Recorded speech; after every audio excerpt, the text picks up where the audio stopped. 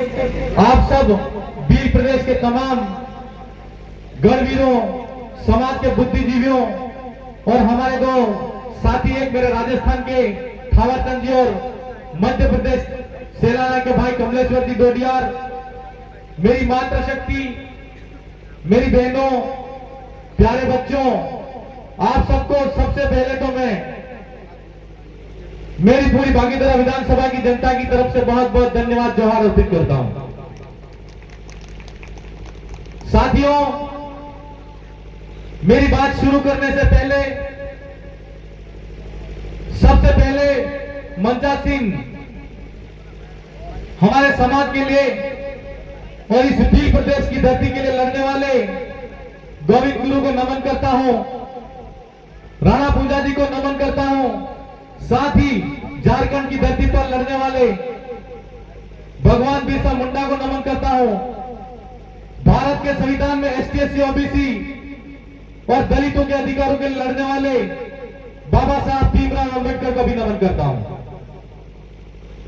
मैं काफी समय से सुन रहा था और मध्य प्रदेश के अंदर भी आप सब तमाम साथी सुनते आ रहे हैं और देखते आ रहे हैं कि पिछले कई वर्षों से इस क्षेत्र के अंदर जिस तरीके से मध्य प्रदेश, गुजरात और राजस्थान के अंदर भील समुदाय, आदिवासी समुदाय के अंदर जिस तरीके से जन जागरण हो रहा है और युवा हो, बुजुर्ग हो, मेरी मातृशक्ति और बहन हो, उनको देखकर ऐसा लगता है कि आज 78 साल बाद भी इस देश के अंदर हम लोगों के लिए जो अधिकार दिए गए थे, उन अधिकारों को आज दिन तक धरातल पर लागू नहीं किया गया और हम लोगों को हमारे हक अधिकारों से वंचित किया गया। साथियों, यह समस्या कोई मध्य प्रदेश की समस्या नहीं है, यह समस्या गुजरात की समस्या नहीं है, यह समस्या राजस्थान की समस्या नहीं है, यह समस्या झारखंड की समस्या नहीं है, यह समस्या पूरे भारत देश के अंदर रहने वाले तमाम आदिवासी समुदाय, एसटी, एससी, ओबीसी के तमाम मेरे जो आरक्षित वर्ग के भाई हैं, उन सब की समस्याएं हैं। लेकिन इन समस्याओं को हम देखना नहीं चाहते। हम आपके बीच में आए हैं राजस्थान की धरती से, लेकिन मैं आप सबसे कहना चाहता हूं कि यह समस्याएं 78 साल बाद भी सरकारें बीजेपी और कांग्रेस की बनती आई, लेकिन उन समस्याओं का समाधान क्यों नहीं हुआ? उन लोगों ने आज तक हमारी समस्याओं का समाधान क्यों नहीं किया? उस बात का आपको जवाब ढूंढना होगा। आज आप लोगों को देखना होगा कि 78 साल के अंदर हमारे देश के अंदर जब लोकतंत्र नहीं था, उससे पहले आदिवासी समुदाय, एसटी, एससी, ओबीसी वाले भाई के साथ में रजवाड़ी राज में अत्याचार शोषण किया, हम सहते आए।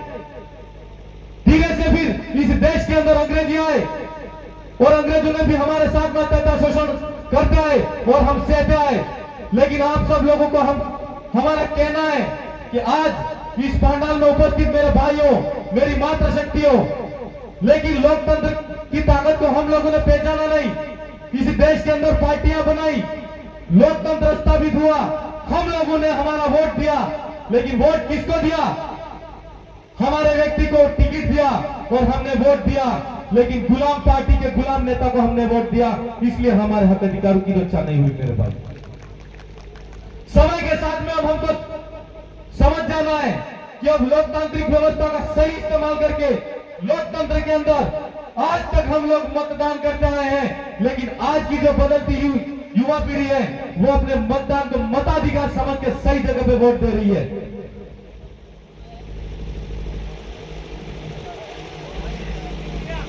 मेरे भाइयों,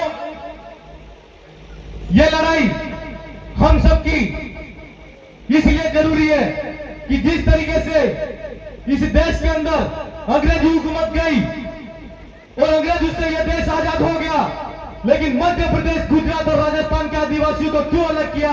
यह हमारा सरकार से सवाल होना चाहिए कि नहीं होना चाहिए? होना चाहिए कि नहीं होना चाहिए? और अगर सरकार ने हम लोगों को अलग किया है, तो हम लोगों को अलग क्यों किया? उसका जवाब आप लोगों को ढूंढना है मेरे भाई।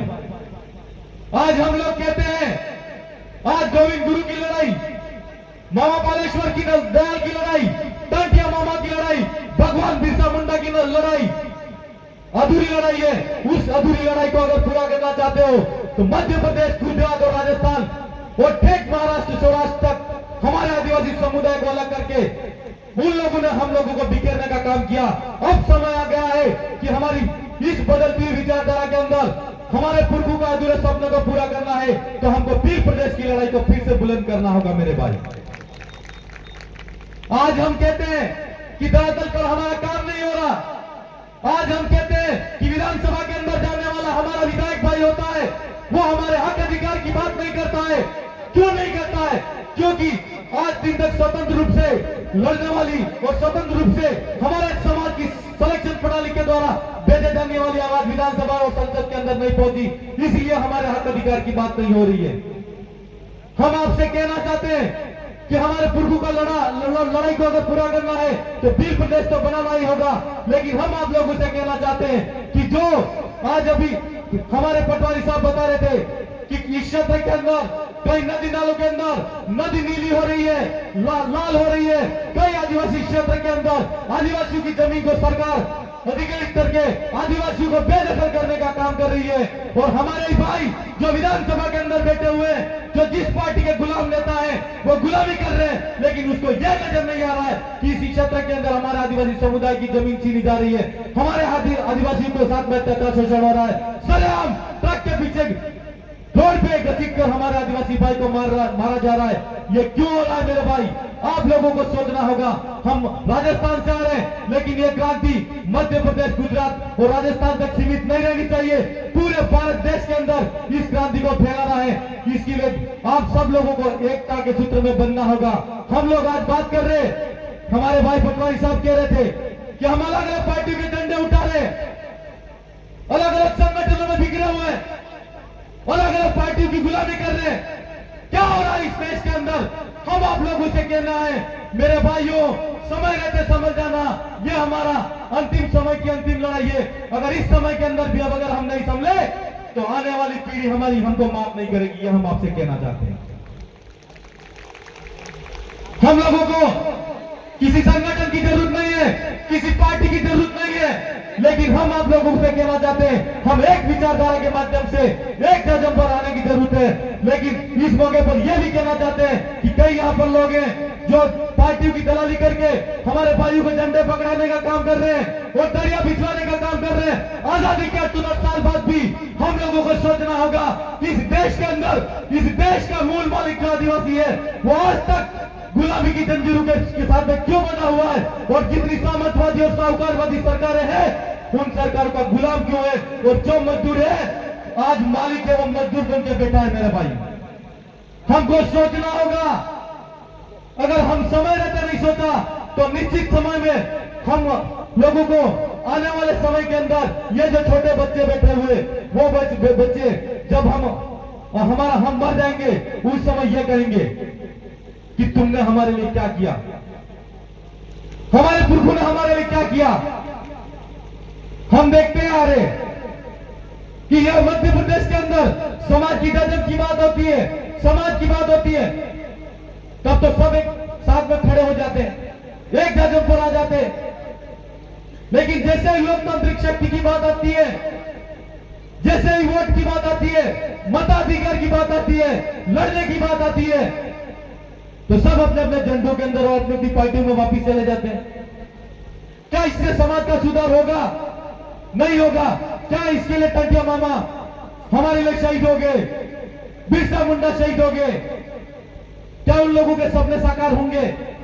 क्या इस दिन के लिए वो लोग हमारे लिए लड़े थे? हमको सोचना होगा मेरे भाइयों। हम आपसे यह कहना चाहते हैं कि जो हमारी पुरखाई व्यवस्था थी उस व्यवस्था को फिर से जीवित करना होगा। हमको हमारा भील बराड़ा और पटेली मुखी व्यवस्था फिर से कायम करनी होगी। मैं तमाम समाज के बड़े जो समुदाय हैं जो पटेल मुखी व्यवस्था के में कायम थे, उनसे भी कहना चाहता हूं कि जब से इस देश के अंदर लोकतांत्रिक व्यवस्था आई, हम अलग अलग पार्टियों में बटे, अलग अलग झंडों में बटे, अलग अलग संगठनों में बटे, और हमारे समाज की जो सामाजिक व्यवस्था है वो तहस नहस हो गई। ये कोई छोटी बात नहीं है। ये बात इसलिए जरूरी भी है कि राजस्थान के अंदर जिस तरीके से डीसीसी बनती है, फिर